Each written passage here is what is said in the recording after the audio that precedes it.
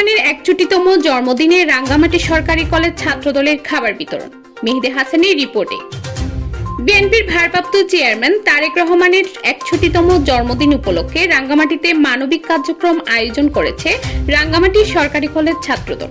শনিবার সন্ধ্যায় কলেজ ছাত্রদলের নেতৃবৃন্দে শহরের বিভিন্ন এলাকায় অসহায় ও দরিদ্র মানুষের মাঝে প্রস্তুত খাবার বিতরণ করেন। এই আয়োজনের নেতৃত্ব দেন রাঙ্গামাটি সরকারি কলেজ ছাত্রদলের সহসভাপতি ইলেন বড়ুয়া এলিন, যুক্ত সাধারণ সম্পাদক ইমরান হোসেন অপু এবং দপ্তর সম্পাদক পাবেল সর্দার।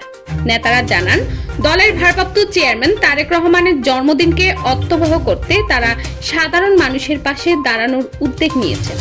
শুধু রাজনৈতিক কর্মসূচি নয়, মানবিক সহায়তার মাধ্যমেও সমাজের মানুষের পাশে থাকা ছাত্রদলের অন্যতম দায়িত্ব বলে উল্লেখ করেন তারা। খাবার বিতরণ কার্যক্রমে আরো উপস্থিত ছিলেন কলেজ ছাত্রদলের বিভিন্ন পর্যায়ের নেতাকর্মীরা। পুরো অনুষ্ঠানে দুস্থ মানুষদের ভিড় লক্ষ্য করা যায়। তারা খাবার পেয়ে সন্তোষ প্রকাশ করেন। নেতৃবৃন্দ জানান, ভবিষ্যতেও ছাত্রদল মানবিক কার্যক্রম চালিয়ে যাবে এবং সামাজিক দায়িত্ব পালনে আরো সক্রিয় ভূমিকা রাখবে।